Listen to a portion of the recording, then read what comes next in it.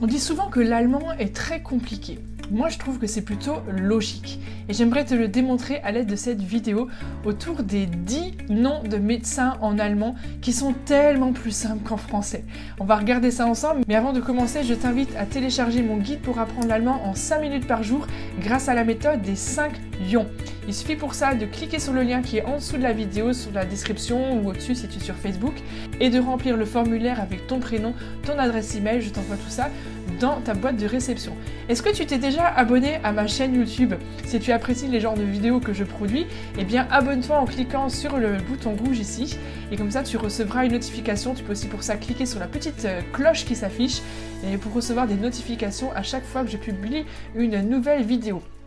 Alors, on va voir justement aujourd'hui que l'allemand, c'est pas si compliqué que ça, au contraire, c'est très logique. Et quand on comprend la logique, finalement, ça devient beaucoup plus simple.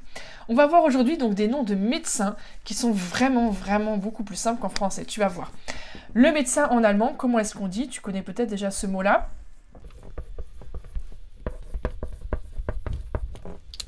Der Arzt. Oui, le médecin, der Arzt, je le mets en bleu puisque c'est masculin, der Arzt, donc c'est le médecin de manière générale.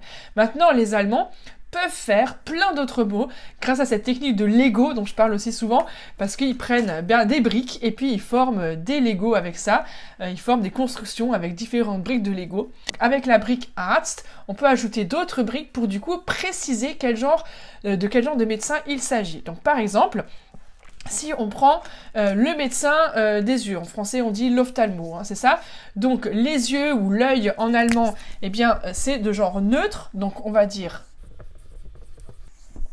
das Auge, d'accord. Donc l'ophtalmo, le médecin qui s'occupe des yeux, en allemand, on va juste rajouter un N pour faire la liaison, puis de toute façon comme généralement on a deux yeux et que le médecin s'occupe de nos deux yeux, c'est le N du pluriel qu'on retrouve dans la plupart des noms au pluriel.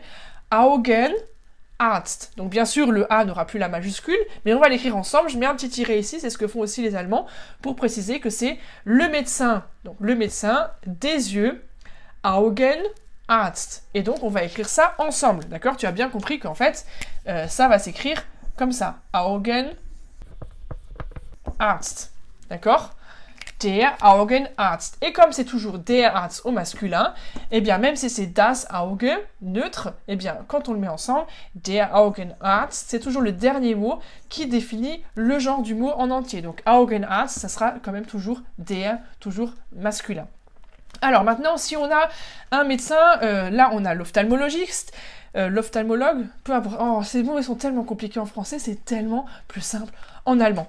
Comment est-ce qu'on va dire le médecin qui s'occupe par exemple des dents, en français, le dentiste. Bon, heureusement en français c'est quand même assez logique.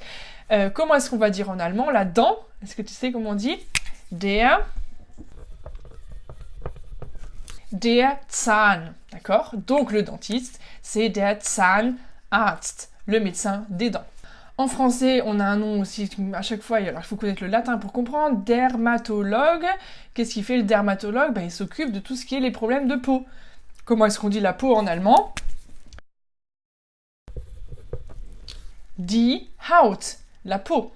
Et donc, le médecin qui s'occupe de tous les problèmes de peau, c'est der Hautarzt. D'accord? Donc on va simplement relier avec le médecin qui s'occupe des problèmes de peau, der Hautarzt. Comment est-ce qu'on va dire ensuite le médecin qui s'occupe des enfants? En français, on dit un pédiatre, donc il faut savoir pédiatre que c'est le médecin qui s'occupe des enfants, donc il faut avoir aussi des connaissances en latin. Alors que en allemand, on va simplement dire le médecin qui s'occupe des enfants. Les enfants, un enfant déjà au singulier, c'est das Kind, donc genre neutre. Et du coup, comme généralement il s'occupe de plusieurs enfants, on va rajouter le pluriel.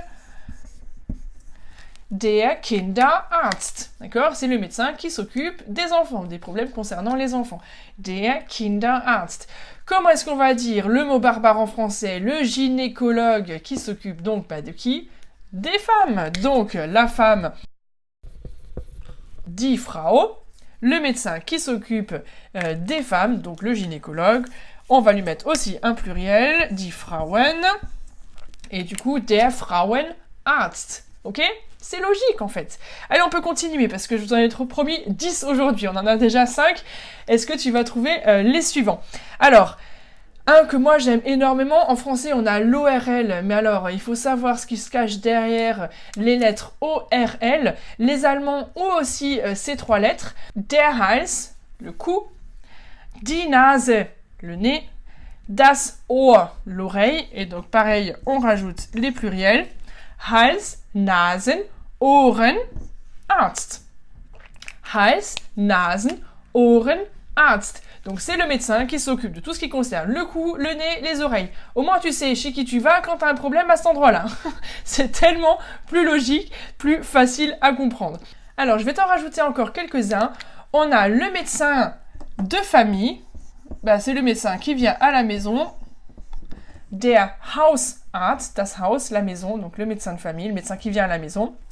Ensuite, on a le médecin spécialisé, der Facharzt. Le Fach, c'est tout ce qui est la matière, la spécialité, donc le médecin spécialisé. Et justement, ici, on en a déjà toute une spécialité. Et on a le médecin, et bien aussi, le médecin qui s'occupe des animaux. En Allemagne, c'est aussi un médecin, d'accord? Donc, c'est der Tierarzt. D'accord?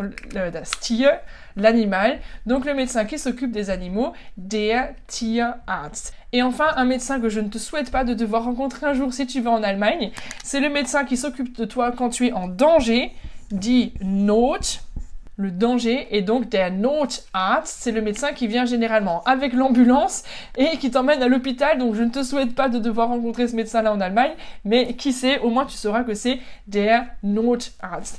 Est-ce que c'est pas tellement plus simple, tellement plus logique qu'en français? Hein? Qu'est-ce que tu en penses? Allez, si tu as aimé cette vidéo, n'hésite pas à me mettre un petit pouce bleu et puis tu me mets aussi un commentaire si tu connais d'autres médecins encore, parce qu'ils ne sont pas tous, donc toujours qui termine avec Arzt, le mot pour dire médecin. Donc ça, c'est le mot qui reste toujours et qui détermine le genre. Donc même si c'est die Haut, la peau, ça va être der Hautarzt quand on va l'écrire ensemble. Der Augenarzt, der Zahnarzt, der Hautarzt, der Kinderarzt, der Frauenarzt, der Hals-Nasen-Ohrenarzt, der Notarzt, der Hausarzt, der Facharzt und der Tierarzt. Allez, entraîne-toi à les prononcer aussi. Et puis, petit défi du jour, je te propose de m'écrire 3 phrases avec l'un de ces médecins-là ou avec l'un des mots que tu as appris. Peut-être que ça va être juste une phrase avec die Haut, meine Haut tut mir weh, si tu as mal à la peau, j'en sais rien. Essaye d'écrire 3 phrases ou au moins une si vraiment tu es débutant en allemand avec un des mots qu'on a vu aujourd'hui dans cette vidéo. Et moi je te dis à très bientôt pour une prochaine vidéo pour apprendre l'allemand naturellement. Tchuss!